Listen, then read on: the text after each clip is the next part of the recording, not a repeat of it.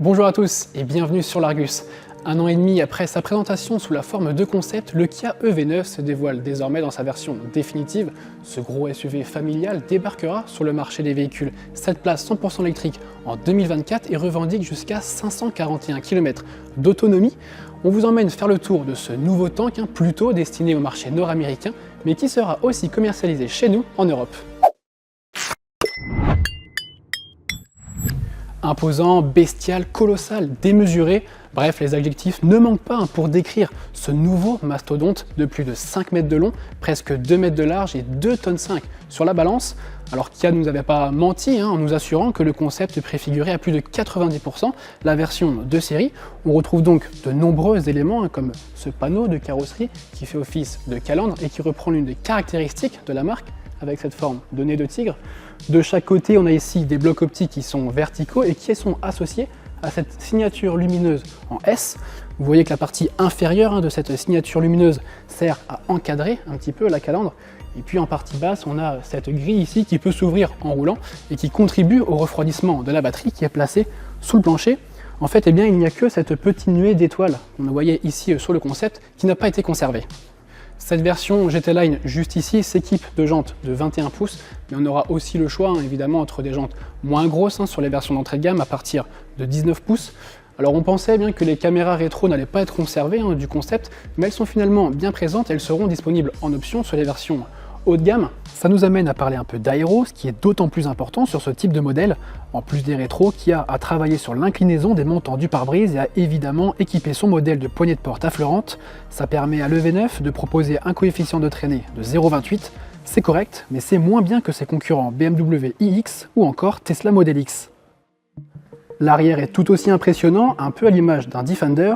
On voit ici le prolongement de la vitre de custode par ce béquet au sommet du haillon qui permet de cacher la caméra de recul, et on retrouve cette signature lumineuse qui fait écho à celle de l'avant. Allons voir maintenant à l'intérieur ce que nous propose le nouveau V9. Outre la planche de bord très épurée et sans grande surprise très technologique, juste derrière moi avec cette grande dalle numérique qui totalise 30 pouces, et bien ce qui a éveillé notre curiosité, ce sont ces sièges du deuxième rang qui pivotent jusqu'à 180 degrés pour faire face à la rangée de sièges du troisième rang. À 4 adultes derrière, on n'a pas le même espace aux jambes que dans un van. En réalité, c'est même presque infaisable. Ça devrait tout de même plaire aux enfants qui n'ont pas besoin d'autant de place aux jambes et qui peuvent profiter de l'espace pour jouer ensemble et faire passer le trajet plus vite. Vous aurez remarqué que le V9 est aussi disponible en configuration 6 places, mais ce qui devrait représenter le plus gros des ventes, notamment sur le marché européen, c'est bien la version 7 places, et avec 3,10 m d'empattement, l'espace à bord est plus que correct. On dispose d'une très bonne habitabilité, même au niveau du troisième rang, là où je suis installé, j'ai énormément de place au niveau de la tête, au niveau des bras et même au niveau des jambes. On est carrément mieux installé que dans un monospace ou même n'importe quel autre SUV 7 places sur le marché. Je pense notamment au Renault Espace par exemple, même s'il ne joue pas dans la même catégorie. Et vous allez aussi être surpris par le volume de coffre juste derrière moi qui atteint 333 litres en configuration 7 places. Et une fois toutes les banquettes rabattues grâce à un système de manipulation très simple, on dispose d'un volume de coffre de 828 litres. Et si vous n'avez pas cette place dans le coffre à l'arrière, pas de problème, le V9 dispose d'un autre coffre disponible à l'avant de 90 litres, et ça c'est grâce à la motorisation électrique très compacte. Dans l'air du temps, le SUV est évidemment bourré de technologies d'aide à la conduite, comme la possibilité de garer le véhicule sans être à bord par exemple, et il autorise surtout la conduite autonome de niveau 3, autorisée depuis peu en France. Le V9 est aussi le premier modèle Kia à pouvoir être actualisé via le Kia Connect Store. Les clients peuvent personnaliser leur modèle, acheter des fonctionnalités qui seront ensuite installées via une mise à jour à distance. Parlons maintenant motorisation, capacité de batterie et recharge. Alors le V9 s'équipe de la même plateforme que le V6. Il s'équipe aussi d'une batterie de 99,8 kWh. Il lui faut au moins ça pour aligner les kilomètres. Et encore, puisqu'il affiche qu'une autonomie de 541 km en version 2 roues motrices avec un bloc de 204 chevaux.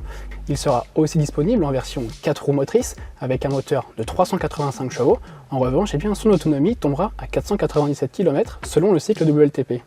Et elle risque d'être encore plus faible en 2025 avec l'arrivée de la version GT. Si elle reprend le moteur de l'EV6, on peut s'attendre à une puissance de 585 chevaux.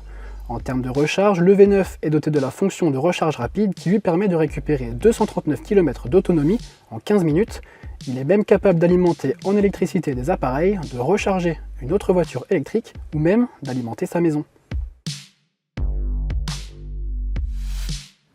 Les prix de ce nouveau EV9 ne sont pas encore dévoilés, mais selon nos informations, le ticket d'entrée de gamme pourrait se situer aux alentours des 85 000 €.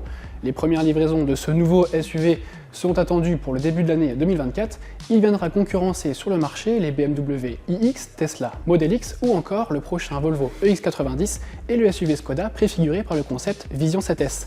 En attendant, moi je vous invite à vous abonner à notre chaîne YouTube ainsi qu'à nos différents réseaux sociaux pour ne rien manquer de toute l'actualité. Et moi je vous dis à très bientôt pour une nouvelle vidéo. Ciao!